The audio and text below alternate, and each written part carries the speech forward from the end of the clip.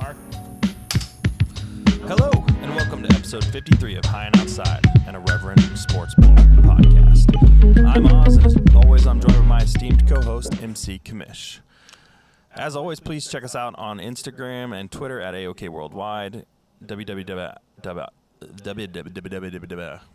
Sorry, I always struggle with that. www.aokworldwide.com is our domain. You can find all of our episodes there. Finally got that out. We should have a video cast this week after not having one for a while. We're kind of past some of the craziness of July, and hopeful that we'll get you some regular video casts here moving forward, and we're hoping to get back on a more consistent recording schedule as well as the summer wraps up and we head into what I always refer to as the meat and potatoes of this podcast, which is football season. So get ready for more regular content from our episodes. With that, Kamish, rip the one-hitters. We're going to do it quick today because college football. Yeah, we're week 0. Yeah, we are the dumbest thing. We are college football podding today. Today is a college football preview pod of sorts. We're certainly not Athlon or ESPN or anybody else, but we're going to talk about what intrigues us about the college football season and try to get you ready for kickoff in college football, which starts before the NFL. So with week 0, still dumb as hell. One-hitters. The F1 schedule has to change because in mid-October it was supposed to be the Japanese Grand Prix. It's been canceled. Their official statement is ongoing complexities related to COVID, which unfortunately it is what it is. I don't know what they're going to do yet. It's just one race. They could have a double somewhere else. It's a cool circuit. Yeah, I just mean they've been doing doubles other places. They did double in Austria and I just think that they'll figure out a way to do. Yeah, it's just a bummer. Yeah. Kevin Kisner won the Wyndham last week, and he beat 5 other guys in a very, very rare 6-man playoff. In fact, it was only the 3rd time in all of the PGA Tour that's actually happened. And, oh, man, Adam Scott had that, 5-foot putter to win it on the first go-around, and just golf sucks. Even for the pros it's rough, sometimes. Man. Sometimes it's a very punishing game. Northern Trust is actually – we're not going to do a clubhouse sticking to college football at all, but Northern Trust, which is the first round of the FedEx Cup playoffs, is this weekend. Yep, Stellar Field. Touch on that next week, right? Yeah. Well, we'll recap in next week's pod. We'll be probably looking at an NFL preview pod next week as well, so be on the lookout for that. So none of that this week, but it is 22 days until the first game. And also, Kamish, we have to do our NFL team draft, yes, our annual NFL team draft. I think we got to get a big board this year, put it up here, and actually put the team names up. We got to really blow it out. Yeah, do it better, make this one better than the last. That's always our goal. And maybe you can make yours better than last year's. Fuck. All right, one more thing, and I didn't tell you this or even give any indication of this. I listened to Secret Base, which used to be SB Nation. They've started a series about the history of the Atlanta Falcons and have just bonkers it is. Oh yeah. So they found every way to lose dramatically. And drafting wrong and it's pretty interesting. They've got great content. They released part 1 Monday or Tuesday. Speaking of COVID, the Falcons are the first team to become 100% vaccinated, and somehow they'll figure out a way to blow that lead too. Mm-hmm. Yeah. Exactly. But because I'm immature, there's something that really stood out to me about a quarter of the way. Apparently, there's an old school meme for you. Apparently. That I think it was in 1972 or 73, the Falcons had a quarterback, Dick Shiner. 100% awesome. You can fact check me. Don't do it at work. So just because, let's talk about old Penis Shiner for a while. His career was actually above average in length. He actually played 10 years in the league. His lifetime passer rating is 61.3. He had 36 touchdowns and threw 43 interceptions. So he's terrible. Yeah, he didn't stand up too firm in the NFL. He has lifetime passing yards. You could say he's Drew Lock. Exactly. So far, 4801 pass attempts 736 and pass completions is 354. And just one more fact about Dick Shiner What is going on right now? is they started taking the quarterback rating stat around the time he was playing, and in 1 week he was the first one ever to card a perfect passer rating, and then the very next week he carded a 0. Wow. Wow. So it goes, up, Goes and up and down. down. Yeah. Yeah. But Jesus. good for hanging in there, man. 10 years in the league, like I said, above average in length, but pretty good. Jesus. Hey, All right, this league needs journeymen. This weirdly takes me into Hey, what's the haps? which is our college football pod, and now I have to transition into something I saw the other day, which I wasn't going to put on the pod, but now I feel inclined to with your Dick Shiner Wait, what? You saw another Dick? rant. Whoa. I saw top 2021 college football all name team. So these are all players with incredible names in college football this year. First of all, I think that at quarterback, this is the only person who could beat Spencer Rattler, because Spencer Rattler as a quarterback name is a great name. He also might win the Heisman. 2021 college football all-name team offense. You ready? Yes, I am. Quarterback, General Booty, Tyler Junior College. Running back, Kavasi Smoke, Kentucky. It's a great name for a running back. Second running back, Can't touch him. Tank Bigsby, Auburn. He'll Man. probably transition to fullback. Probably. Or tight end. Tight end, John Michael Gillenborg. That one's not that fun. I don't get that one. Wide receiver, Fat Watts. Fat, spelled P-H-A-T. Yeah. He goes to Tulane.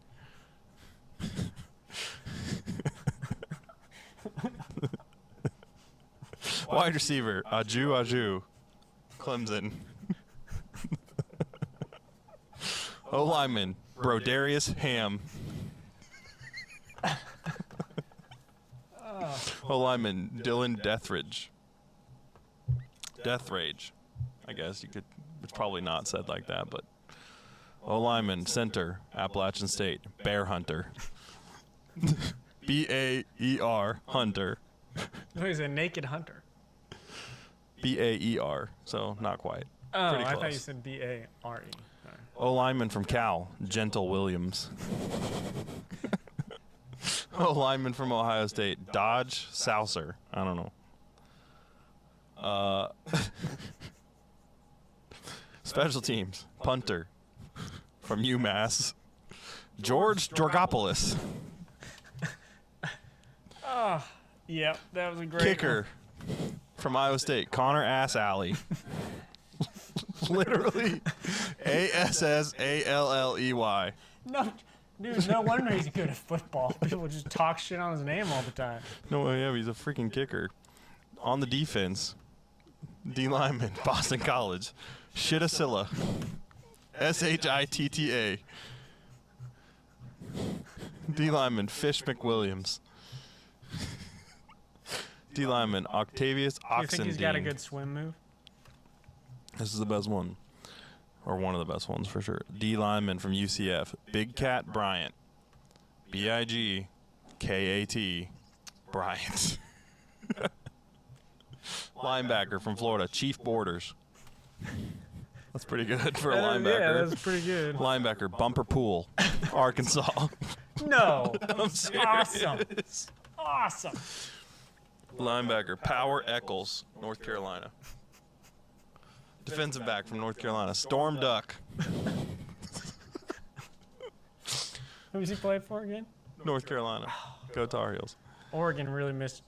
Yeah, seriously. Does he start? I want to know I how have many no of these idea. guys start. No idea. Defensive back from Auburn, Smoke Monday.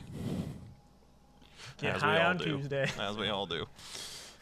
Get wasted on Wednesday. From Wyoming, defensive back, Buck Coors. And the final member of the 2021 college football all-name team from San Diego State, the Aztecs, New Zealand Williams. I thoroughly enjoyed all of those that, yeah. names. So that's the 2021 college football all-name team, and thank you for tuning in to High and Outside's college football preview for 2021 season. We'll talk to you guys next week. No, I'm kidding. And remember, Dick Shine. For real, we're going to talk a little bit of college football today, or a lot of college football today, and try to give you a little bit of flavor of what we are interested in going into this season. I will say, as we were preparing for this pod, I was getting more and more excited about college football. Last year, I had this weird, feeling about college football. I think it was probably because of, it was obviously because of COVID, but it was harder to watch college football because The football's not as good. the football's not as good, but the environment's better in general. Like, most times, I think a college football environment is better for, watching on TV and being there, just having the band and the students and all that stuff. It has a little bit more it's a little bit funner, more fun environment, and the lack of the environment and the bad football, it was just harder for me to watch it, and I just wasn't as excited. I watched a lot of it. Don't get me wrong. I'm a football fan. I'm a football guy. Or Saturday morning. I'm a football guy, so of course I was watching it, but I just wasn't as tuned into it. And now this year, I think, this is all contingent on us getting our shit together and being able to deal with what's going on in the world right now, COVID. But assuming that we're gonna see stadiums in college football games and actually look like college football games again, I'm pretty pumped. I really enjoy Saturday mornings, waking up and being oh man, we got a great slate of college football games today. College game day. It's just weekends in the fall, man. It's Saturday. That's what Saturdays are for. I'm very excited about it. So anyway,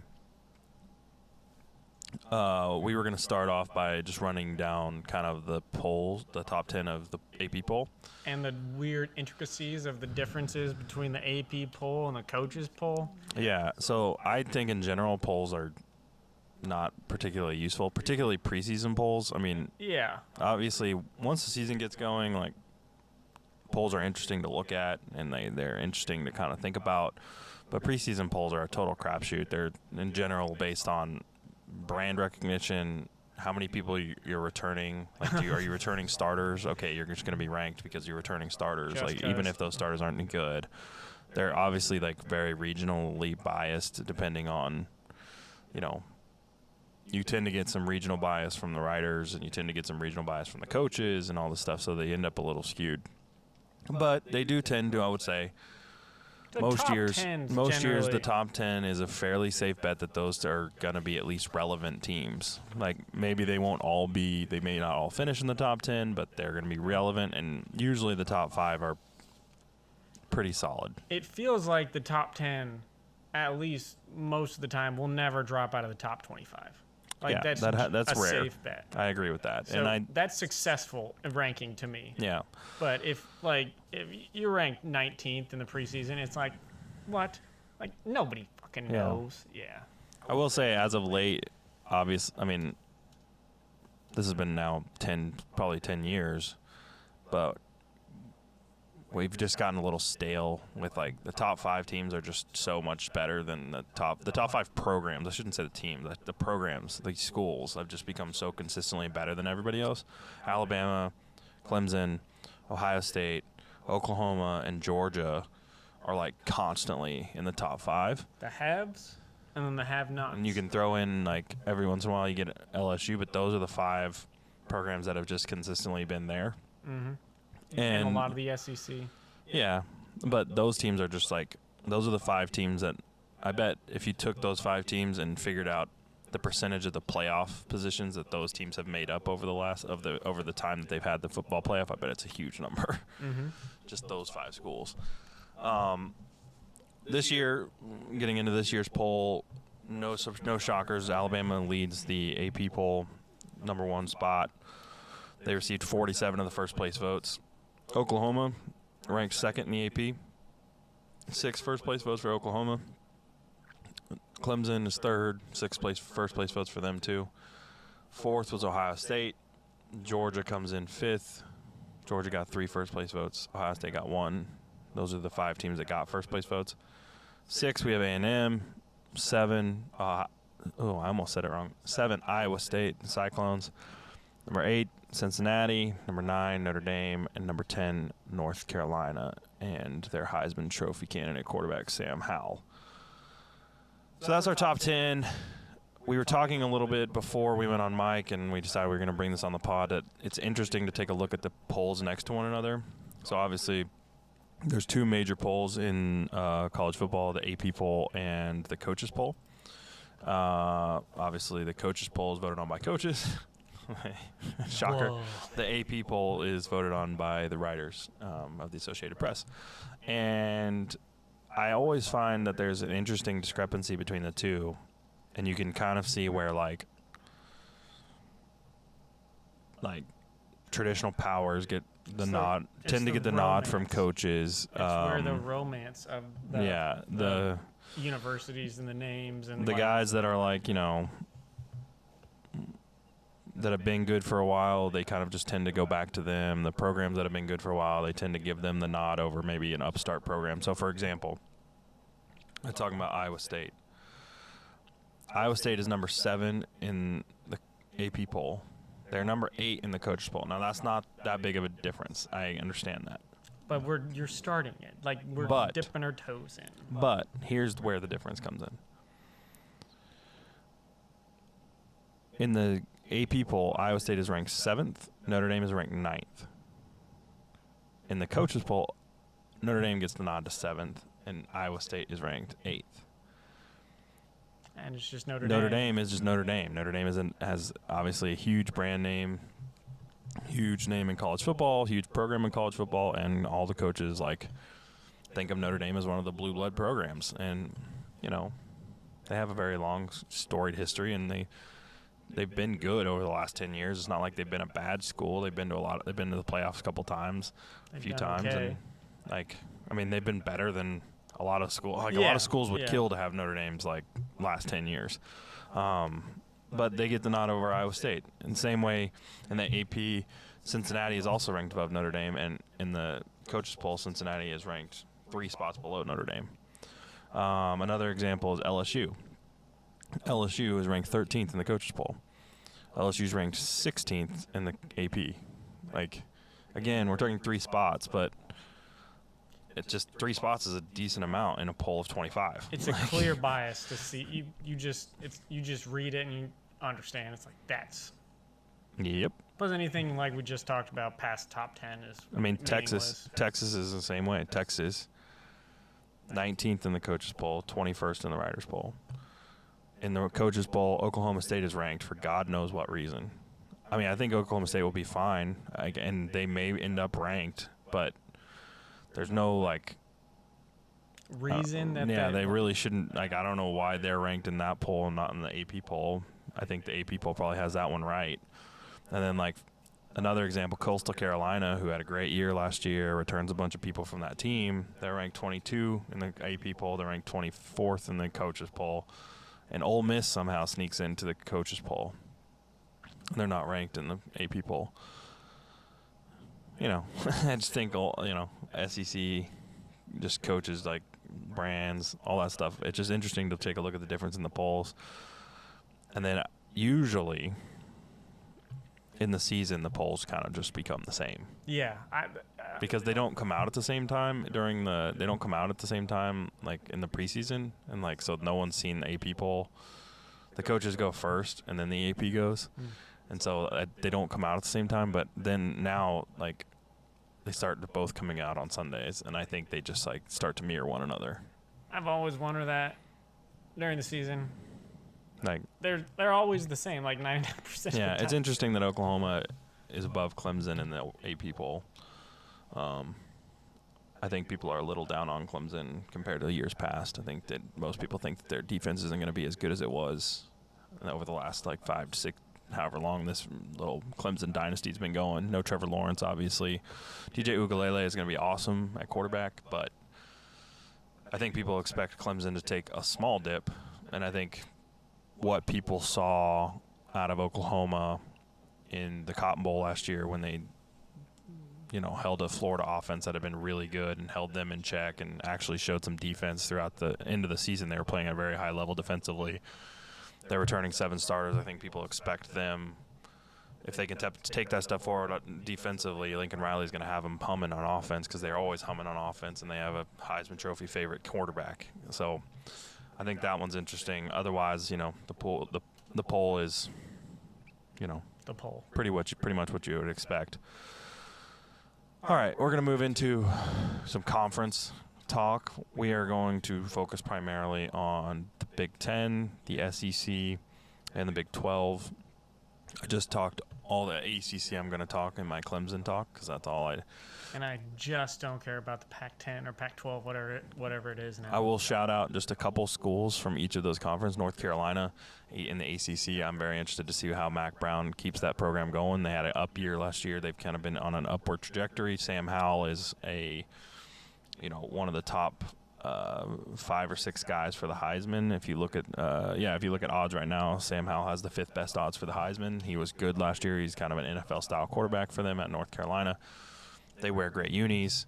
I'll be interested to see if North Carolina can return to being like a good football school and actually somebody that can like maybe challenge Clemson in the ACC, because otherwise there really isn't anybody else in the ACC worth talking about. Miami's ranked, but Miami has been kind of treading water for a while. Otherwise, out of the Pac-12, it looks a little bleak. I mean, I don't follow enough Pac-12 football to like really like dig in and tell you like it's too late, man. The depths of what Oregon is. It's not that it's too late. I watch Pac-12 football during the season because I'm a late night guy anyway. I'm a night owl, so if there's late night Pac-12 football on, I'll turn it on. It's that preseason, I'm just not like taking time out of my day to learn about the Pac-12. Like I'm just know that I'm going to figure out who's good in the Pac-12 once the season starts. The other conferences, I'm paying more attention to like what's happening in camp, what are the storylines, who's looking good, all that stuff, and I just don't pay that much attention to the Pac-12. Plus, our teams are in the Big 10, Big 12, and then obviously soon to be SEC, but then you can't not talk about the SEC, unfortunately. Yeah, you really can't talk about college football without the SEC, as sad as that is, but it's just true. It's the way it is. Really, so in the Pac-12, you have Oregon ranked 11th, again, going back to the AP poll, Oregon 11th, USC is 15th, Washington's ranked 20th, and Utah. They were good last year, right? Washington had a pretty good last year. Washington was pretty good last year, and Utah's ranked 24th, and Arizona State sneaks into the AP poll at 25. Like I said, I don't know that much. I'm sure I've heard that Oregon has had some good recruiting classes over the last few years. I'm sure Oregon will be decent. We shall see. But that's all we're going to talk on the ACC and the Pac-12. We're going to get right into the conferences that we're more interested in, and we'll kick it off with the SEC. We'll go SEC, Big 10, and Big 12. We'll finish up with the SEC. Obviously, as much as it pains me to say it, the premier conference in college football. There's just no way of getting around that. Like tide keeps rolling. I don't think that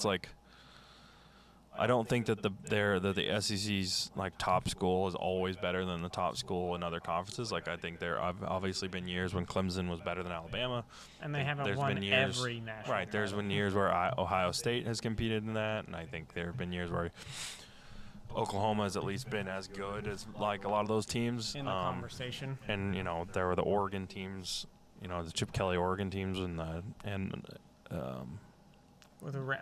there's some Florida State not too long ago. Yeah, the Jameis Winston Florida State teams and stuff, but they're as of late, the SEC has dominated college football for sure, and it's really more or less the depth of the conference is really what it is. It's like you might be able to put.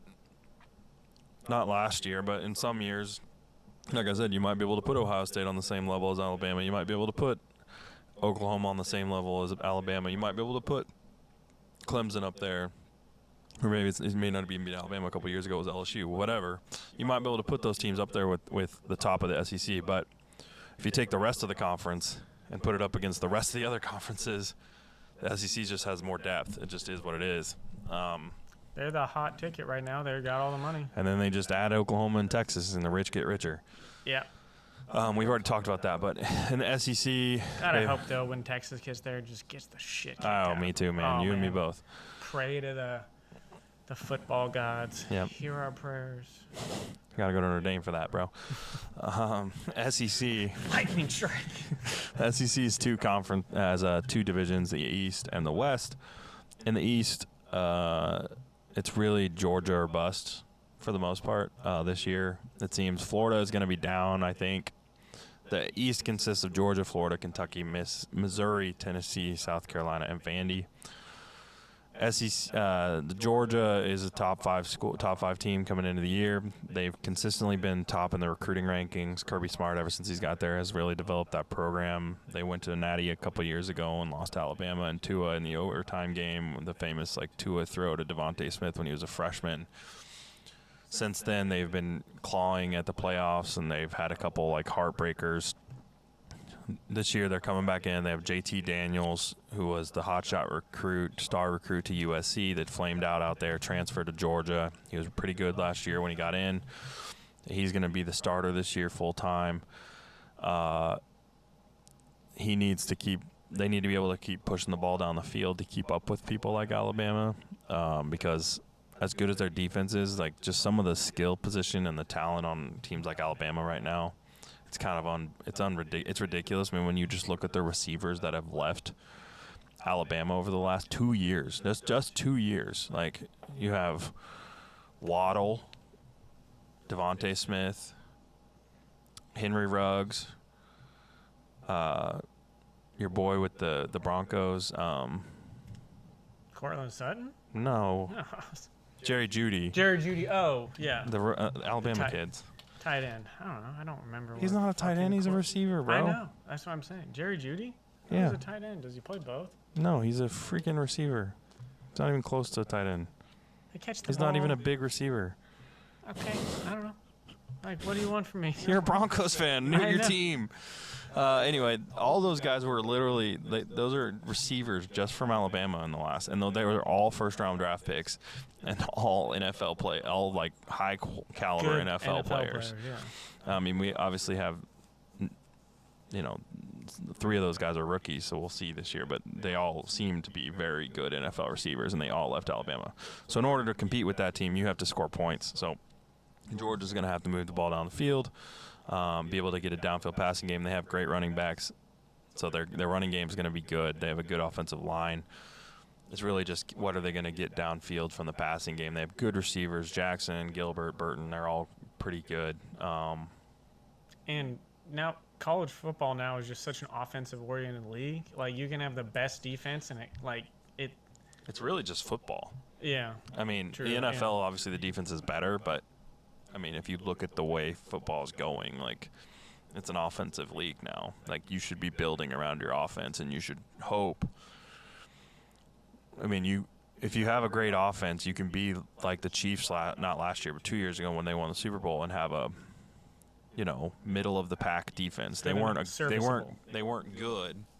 They weren't bad either, and that's really all that the Chiefs need them. Serviceable. And that's similar to what Alabama was. Alabama has always had great defenses. Last year, the thing that kind of flew under the radar was their defense wasn't as good as normal, but they didn't need it to be because their offense was so ridiculous. LSU was like that a couple of years ago. That LSU team that won the Natty, Joe Burrow. They could just score. Yeah, he was the man. He Yeah, was so good. Georgia is consistently always good on defense. Obviously, their coach Kirby Smart, it's a defensive-minded coach, so.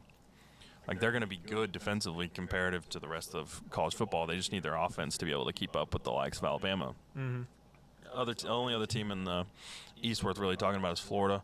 Florida is super talented. They always are. They recruit obviously very well, and Florida's a very fertile recruiting ground for college football.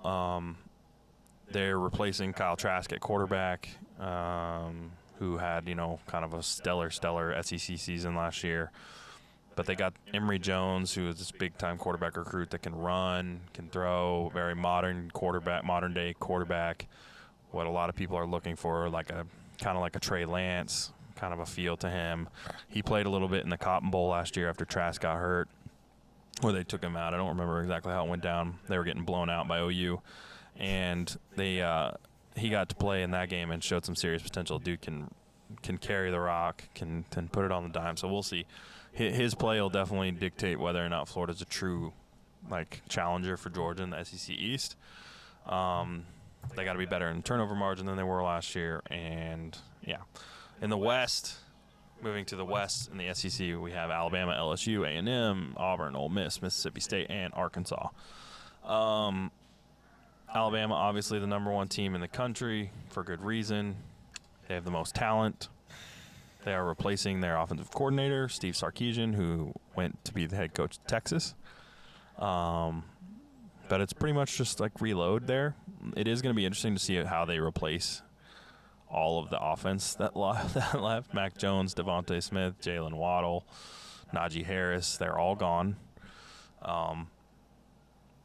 But, again, it's kind of just reload for Alabama. They can recruit basically anybody. Bryce Young is the expected starter at quarterback, sophomore. Big expectations for that guy. Can you imagine? You have to follow up, Jones and Tua and Hurts and McCarron and just keep going back. They've all been natty winners and Heisman winners. How long has Saban been there following all that? Yeah. Yeah, it sucks. And at 19 or 20 maybe. Yeah. Getting talked at by fucking mouth breathers on Twitter if you do one thing bad. Oh yeah. That's big pressure, man. Yeah.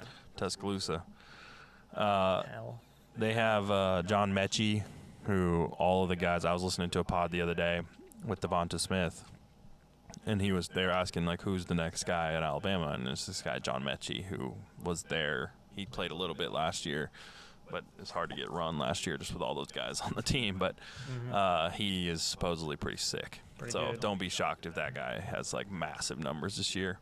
And I'm not novel in saying that he was a big recruit and he's got all the measurables and everything. But just don't be shocked if when you're watching College Game Day on Saturday you're seeing highlights of John Mechie.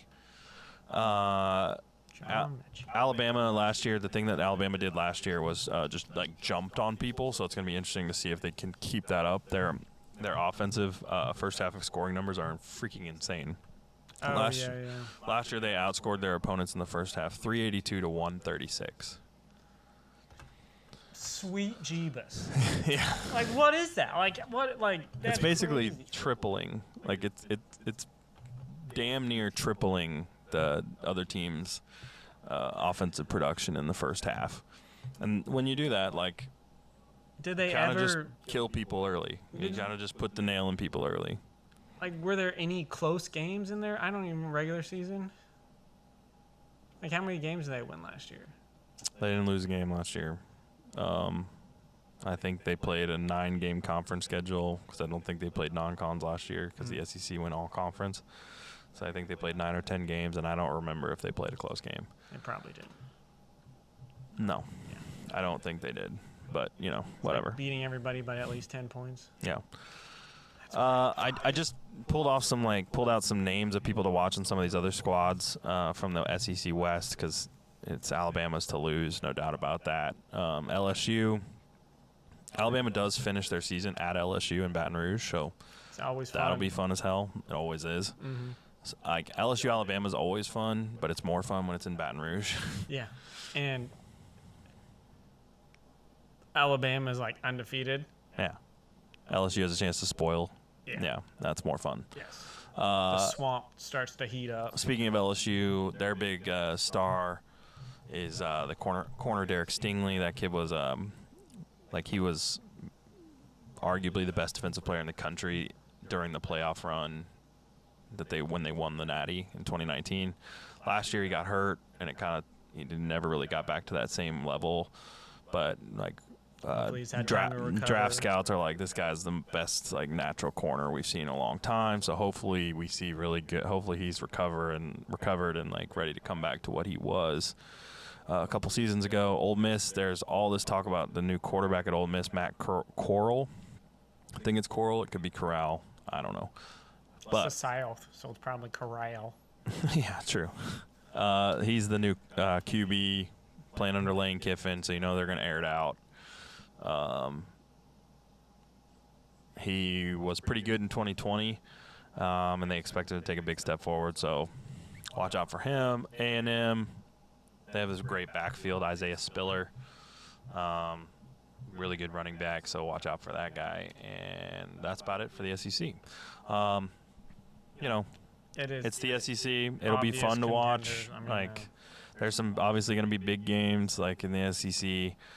Another thing I want to talk about later, after we wrap up our conference preview, we're going to do some early marquee games to watch, and some of them, of course, involve the SEC. But Alabama's going to A&M this year, which I remember watching the Alabama A&M games when Manziel was there, and the Think atmosphere. how long ago that actually was. I was in law school. That's crazy. Yeah, and those games, when A&M is good, which they're ranked high and they're expected to be good. Yeah, I mean. But if that plays out, and by the time we get to that game, which I think is the second week in October, and both those teams are undefeated, that College Station will be nuts. Hopefully, if they keep fans, see, that's a game that would suck without fans. Exactly. Bad. But with a full Kyle Field and 10,000 people there, And the whole dance guys or whatever that's called, whatever the fuck it's called. The cadets. Yeah. Yeah. Those guys. Yeah, it's just Yell leaders. Yeah. Yeah. I'm gonna stick with fuck. No, you're good. I'm just I was trying to think my own. Yeah. Anyway, so the SEC, it's good football. You can't argue with it.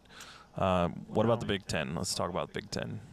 I have to follow it because of Nebraska, but East and West also, and there's only a couple teams that matter.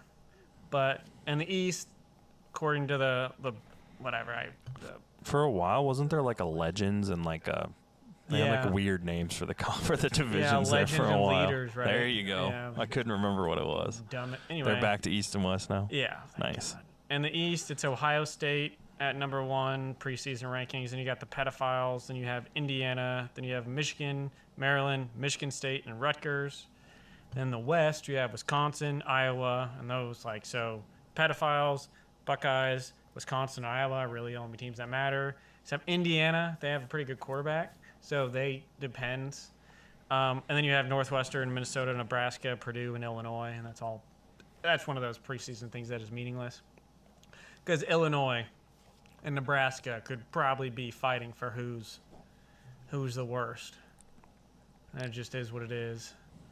And then some of the biggest storylines, first one came out today, was that Nebraska is being investigated for improperly using analysts and consultants for drills relating to special teams during practices, film room sessions, and games. So I'm just going to leave that there, and we'll just see. There was what also happens. something about it, but that they were conducting unsanctioned practices or something during during COVID lockdowns. But yeah, I don't know. The Nebraska football program is a fascinating and wild thing to watch because, the thing is that the program is doing that, but they maintain this weird status with their fans as they have, and I know you're one of them, but I'm not necessarily. That's why I don't read. I'm not necessarily or I don't read the Omaha or the local market. I'm not even Nebraska. necessarily referring to you, but I'm just kind of more referencing most Nebraska fans is delusional. That they most of them still expect themselves to be the powerhouse that they were in the 80s and the 90s, and they just aren't. It's kind of a similar feeling as when I lived in Wichita, the Wichita State basketball fans. Yeah. Oh, the fucking homers on the sport. Oh, my God. They had ESPN syndicated in the morning, but on my commute home, they had a local radio station, which I liked the host. He was normal and just Rational? Rational. There we go. He was not, but they're fucking callers. It's oh my God. Yeah.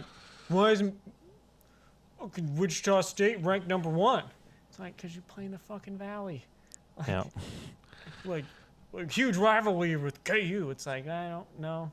When they did play him, they beat him last time. That was good in the tournament. But it's also, all right, we don't think about you ever. Yeah. It's that Mad Men scene. Yeah. When in the elevator or whatever, the guy walks in and is I fucking hate you. And then John Hamm, who's so damn handsome, was like, I don't think of you ever. Yeah, I don't ever think about you. Yeah, that is the epitome of, like, the opposite of love isn't hate. The opposite of love is complete indifference. Yeah, so I mean, that's what I think of, like. And I think that Nebraska football isn't quite there, but like, they are certainly not the prominent program that they once were. They probably and never will be. They It's probably never tough. will be because. Who wants to go to Lincoln? Yeah, like. And I love Nebraska. There's so much like. I'm just realistic. There's so much more like. Hopefully my dad doesn't. We'll see what my dad says if he listens. There's so much more like. But he's public, a normal fan too, though. There's so much more like, you know, public available like ways to recruit people now. Like Nebraska used to be able to like dominate recruiting in the Midwest and like, you know. And they were great. And yeah, they were really good. And that was one of the reasons they dominated recruiting is because they were really good. And now they were the Alabama. They were one of the, like, it was like they could dominate for so long, but obviously they had them not anymore. Yeah, I mean, but the thing was, it feels like you said, like they don't have a lot going for them if the program isn't like, if they're not winning games, because like it's not a destination place to go play. Like it's Lincoln, Nebraska, which like, again, it's a nice town, but like if you're a kid and you're a high level recruit and you can go there, or you can go to like Ann Arbor in Michigan, or like something like, or even, for example, Oklahoma, not much going on sometimes. That's kind of shitty climate, like it's a weird state, but if you it's live also in Norman, warm though.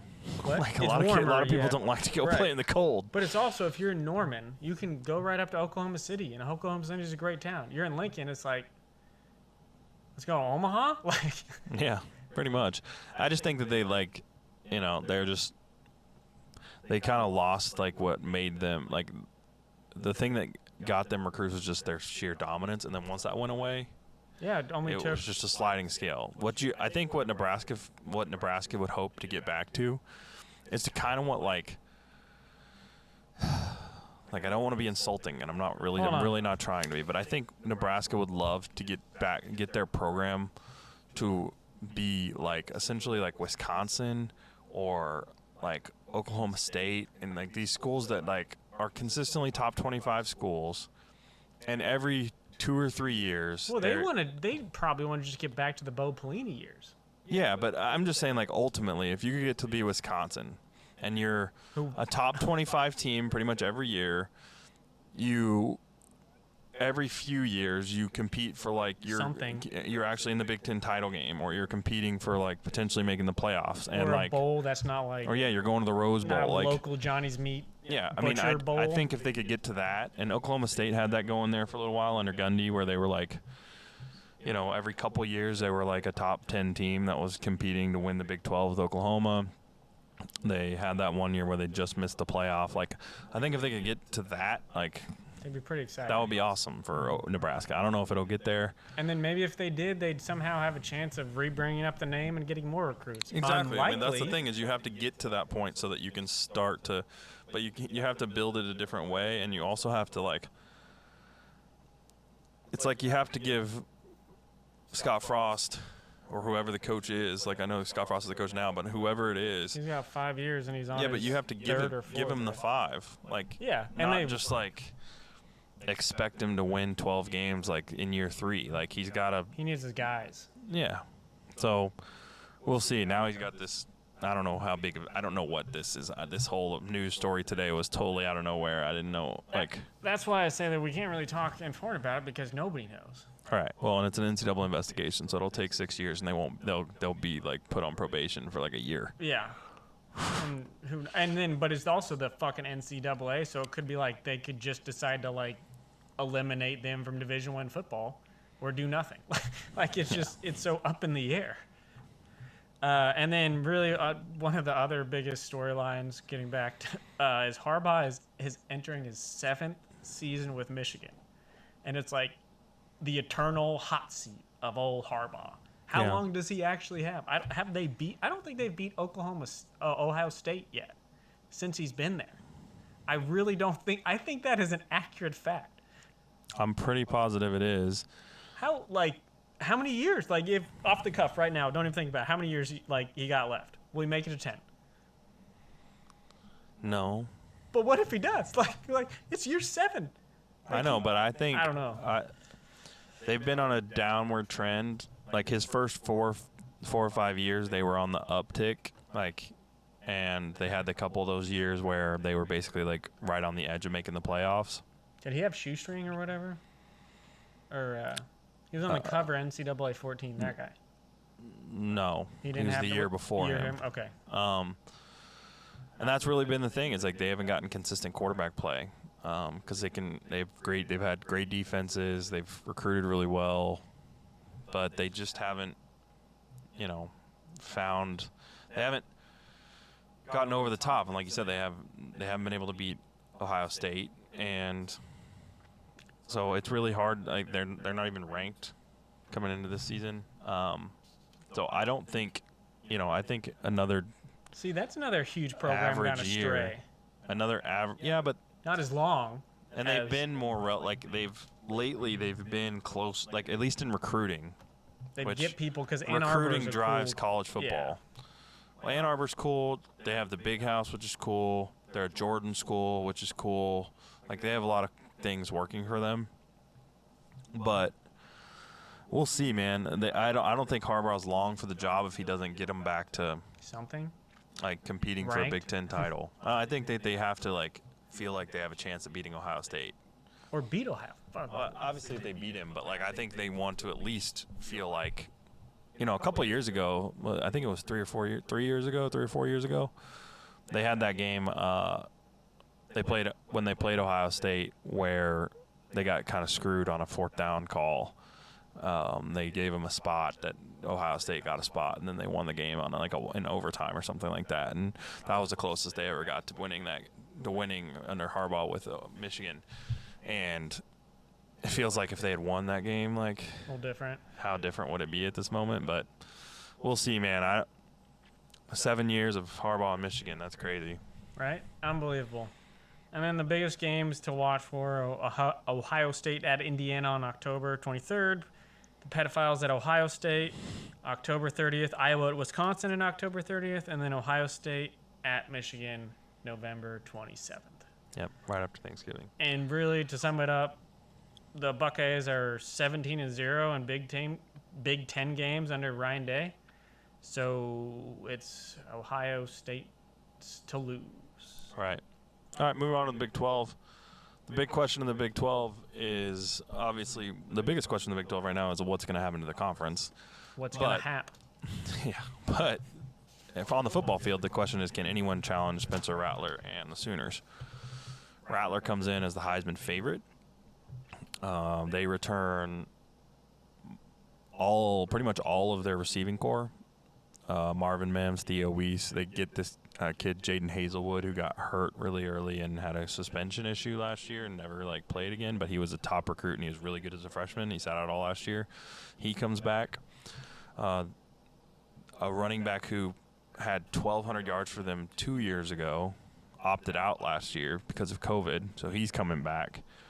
They got a couple good transfers on the O-line. They returned 14 starters total, 7 on offense, 7 on defense. They're going to be good. It's the most it's the highest expectations I've had for an OU team in a while, since that probably the Baker Mayfield team that lost to Georgia in the Rose Bowl. This team should be really good. They've consistently gotten better and better on defense after Alex Grinch took over the defensive coordinator job 2 years ago. The last 2 years they've been much better on defense than they were the years prior. Last year, down the stretch, probably grew a couple signs. Yeah, nice.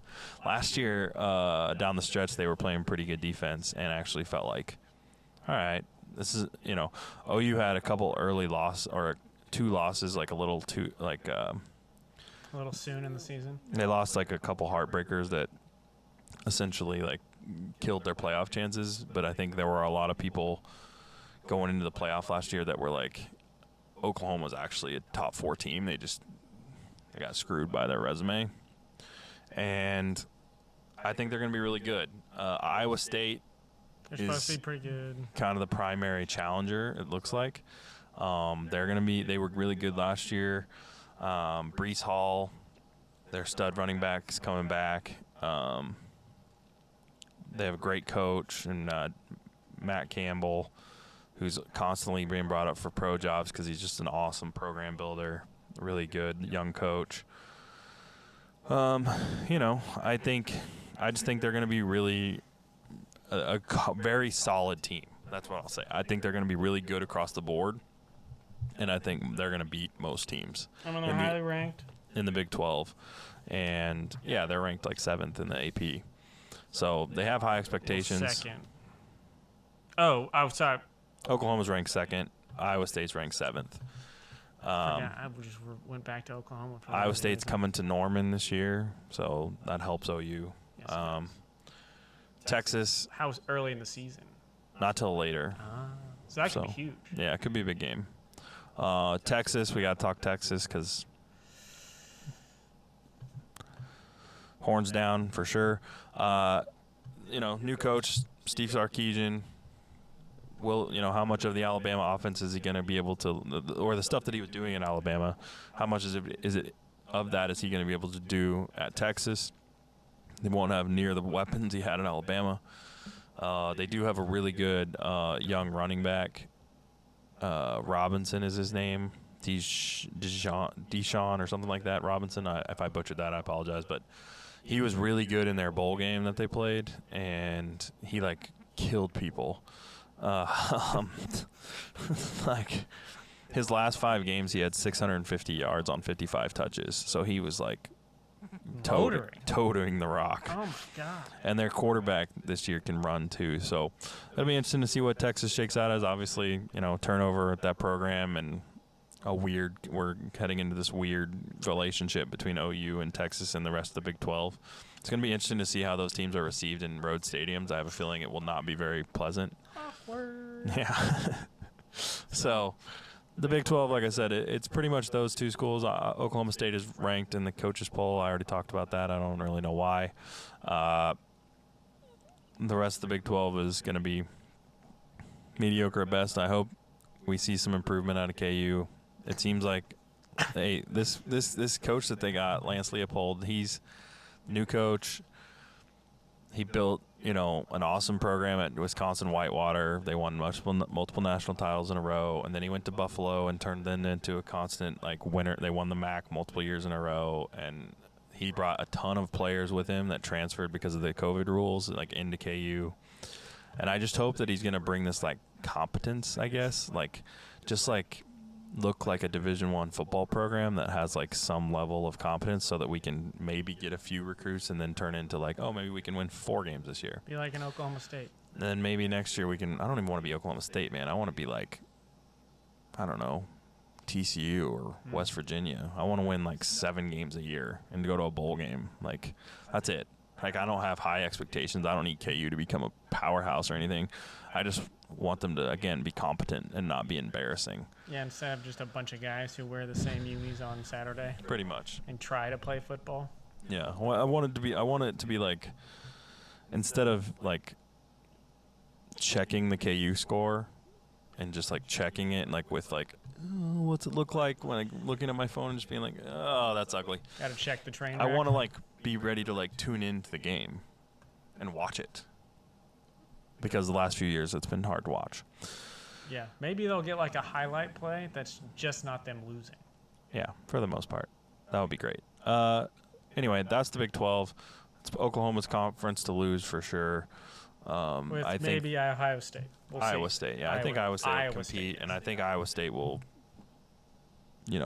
be one of those teams that even if they don't win the Big 12, that they will be a team that could get, a big New Year's Six bowl bid or something like that. You could definitely see that in Iowa State. I do think Oklahoma has a legit chance to make the playoff and potentially compete for a natty. Who knows how they'll stack up against those other teams like Ohio State and Clemson and all them, but I do think they're going to be really good.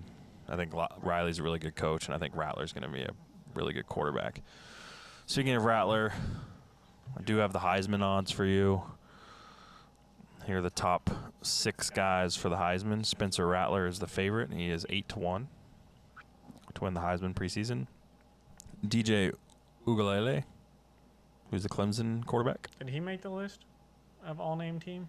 No, he did not.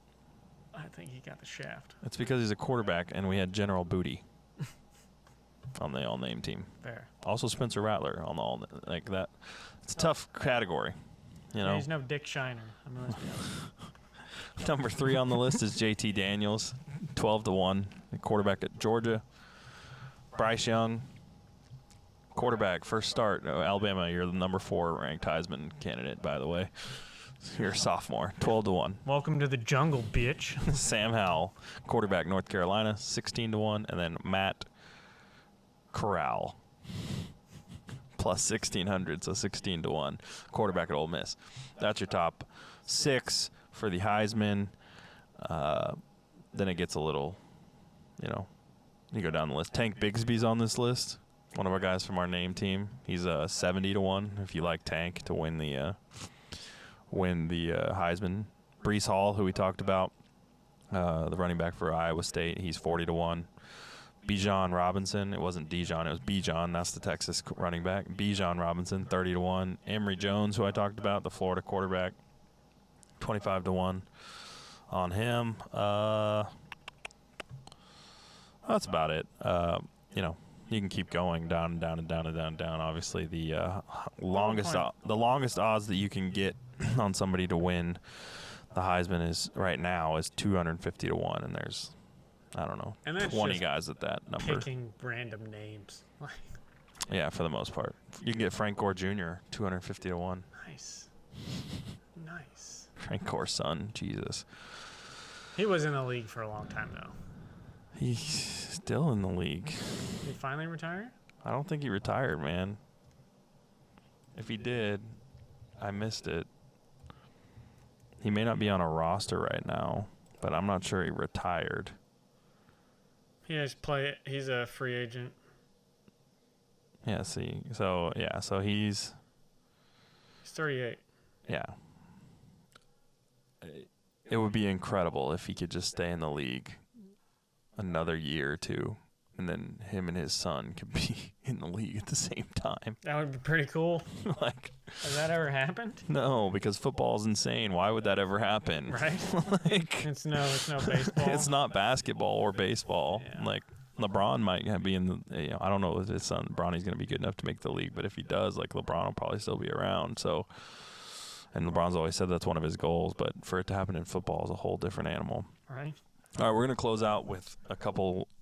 I put together just a list of early marquee games to watch. These are games that are happening very early in the season. Kind of get your really good games to wet your feet on. These are all non-con games before conference plays. Because it's soon, next week, right? Nebraska's actually the first game of the season. Yeah, the week 0 game is next week. Anyway, I think that's dumb as hell. Obviously, I've said it for like 4 times. But week 1 in full is Labor Day weekend. So, All right, man. yeah, so we got Georgia and Clemson on Saturday night and Watching that on show. Labor Day weekend, September 4th. That game's in Charlotte, neutral site, neutral-ish. It's kind of pro Clemson, but still, that's 2 top 5 teams on the first week of college football. Like, should be that's awesome. fucking awesome. Alabama and Miami are playing that day too in Atlanta. I mean, Alabama will probably smoke Miami, but it's still 2 big marquee names. Oregon and Ohio State play in week 2 at the Horseshoe. September 11th. Iowa and Iowa State play September 11th, their annual non-con game. Iowa's going to be, like, decent, so it'll be a good test for Iowa State. Iowa's going to be That pretty game's in okay. Ames. So They matter in the Big Ten. oh, yeah. So- Auburn goes to Penn State, Happy Valley, September 18th. I'm sure that'll be a whiteout game. Nebraska and OU play on that weekend, too. 50th anniversary of the the rivalry or something like that. And then Notre Dame and Wisconsin are playing in Chicago on September 25th, which will be kind of cool. So Are they playing at Soldier Field? I think so.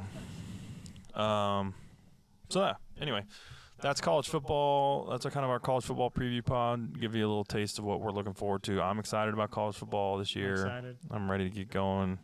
I'm ready for fall. Let's get there. We're done with summer. Let's just. Got to play as much golf as possible. Got to build on how well we played last week. Yeah. Anyway, Thanks for tuning in this week. I don't think we have a No, we're at an ING hour or and anything I'm like that. So starving. we are going to cut it off at the college football talk. So thanks for tuning in, and we'll catch you next week. Dick Shiner.